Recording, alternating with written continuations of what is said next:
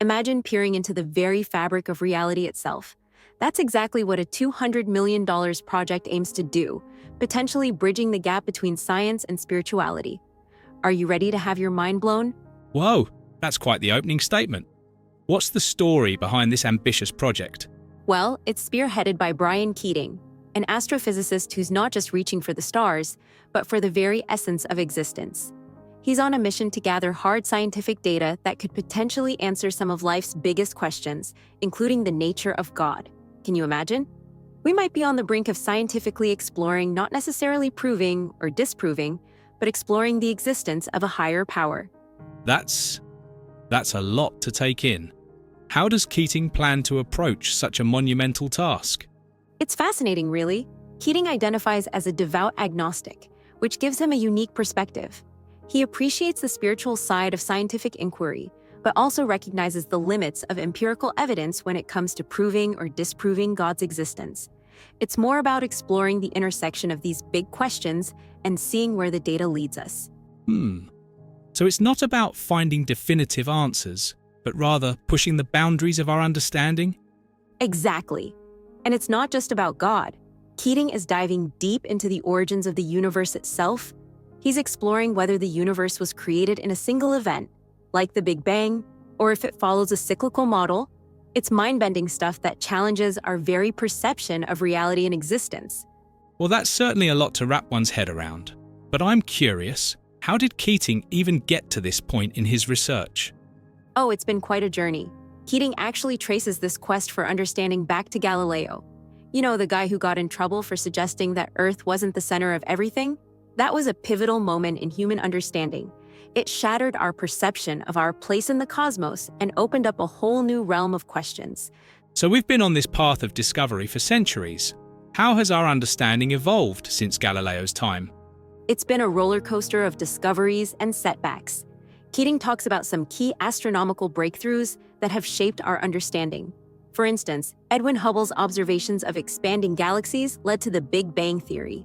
Each discovery seems to lead to more questions, creating this beautiful cycle of inquiry and discovery.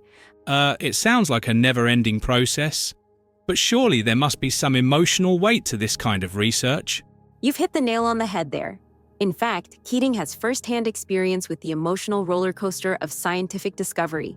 He was involved in a previous experiment that claimed to have detected signals from the Big Bang.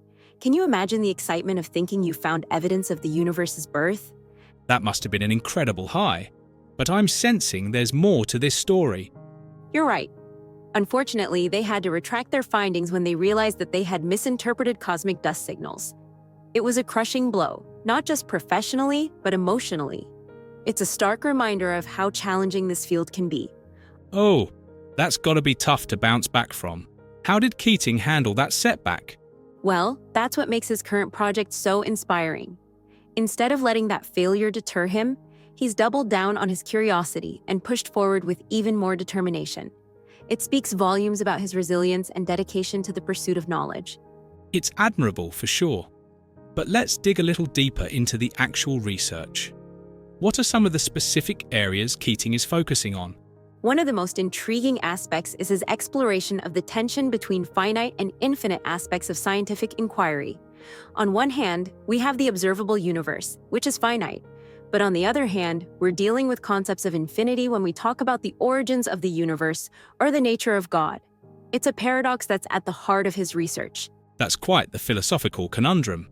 How does Keating propose to tackle such abstract concepts with concrete scientific methods? That's where the $200 million project comes in. Keating is developing cutting-edge technology and methodologies to gather data that could inform these big existential questions. It's a delicate balance between scientific rigor and spiritual openness. He's not trying to prove or disprove any particular belief system, but rather to gather empirical data that could shed light on these profound questions. It sounds like he's walking a tightrope between two worlds. But how does all of this cosmic pondering relate to our everyday lives? That's a great question, and it's something Keating addresses in his work.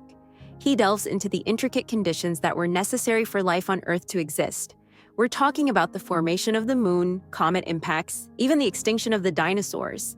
When you look at the sequence of events that led to our existence, the odds are astronomically low. So we're essentially cosmic lottery winners? In a way, yes. And this realization leads Keating to an interesting conclusion about extraterrestrial life. He believes that the probability of life existing elsewhere in the universe is actually very low. It reinforces the sense of human uniqueness and makes our existence even more precious. That's a sobering thought. But doesn't it also raise questions about our purpose or role in the universe? Absolutely. And that's where Keating's work intersects with more personal, spiritual questions. He talks about the importance of gratitude and how personal experiences like becoming a parent or forming relationships shape our understanding of existence. It's amazing how we can go from discussing the vastness of the cosmos to the intimacy of personal relationships, isn't it? It really is all connected. But I'm curious, does Keating touch on any other mind-bending theories in his work? Oh, you're going to love this. He actually explores the simulation hypothesis, which suggests that our entire reality could be a computer-generated simulation. It sounds like science fiction, but when you consider how rapidly our technology is advancing, it's not as far-fetched as it might seem at first glance. Now that's a twist I wasn't expecting. What are the implications of such a theory? Well, it raises some profound questions about the nature of consciousness and reality. Keating examines the ethical considerations surrounding advanced technology and its potential to simulate consciousness. It's a theory that challenges our very understanding of what it means to exist. It's enough to make your head spin. How does Keating suggest we navigate all these profound questions? He emphasizes the importance of inquiry, connection, and the pursuit of knowledge. It's about asking questions, staying curious, and being open to new discoveries. But he also stresses the importance of finding personal meaning and connection in our lives. It's not just about understanding the cosmos, but understanding our place within it. That's a lot to take in. But you mentioned earlier that Keating had some personal experiences that shaped his approach. Can you elaborate on that? Certainly. One interesting anecdote he shares is about how a change in his career path led him to meet his wife. It's a reminder that setbacks or unexpected turns can sometimes lead to unforeseen positive outcomes. It's this personal touch that makes his work so relatable, even when he's discussing mind-bending cosmic concepts. It's fascinating how personal experiences can shape such grand scientific pursuits. But I'm curious, how does Keating share his work with the public? That's an interesting part of his story. When the COVID-19 pandemic hit and traditional book tours became impossible, Keating pivoted and created a podcast featuring various scientists, including Nobel Prize winners. It was his way of continuing to engage with the community and share knowledge, even in challenging circumstances. That's a great example of adapting to unexpected situations. But with all this focus on the big picture, does Keating have any advice for everyday people? As a matter of fact, he does. Keating is a big advocate for the power of small, consistent actions in achieving lasting change. He even created a diary designed to help people cultivate habits that promote personal growth. It's about making incremental improvements and staying committed to personal development. A diary seems pretty low-tech for an astrophysicist. What's the thinking behind that? Sometimes the simplest tools are the most effective. Keating believes that even minor changes can lead to substantial transformations over time. It's a reminder that we don't need a $200 million project to make a difference in our lives or the world around us. We can start with small steps right here, right now. That's quite inspiring.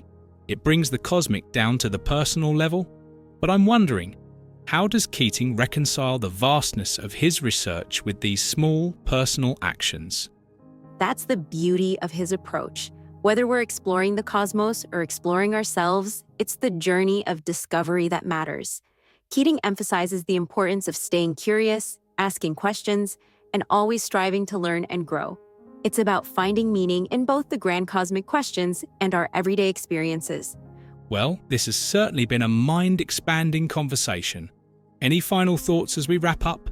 You know, I think the most inspiring aspect of Keating's work is how he bridges the gap between the cosmic and the personal. He reminds us that even as we grapple with the biggest questions in the universe, we're still human beings seeking connection and meaning. Whether we're peering into the depths of space or looking within ourselves, it's all part of the same grand journey of discovery.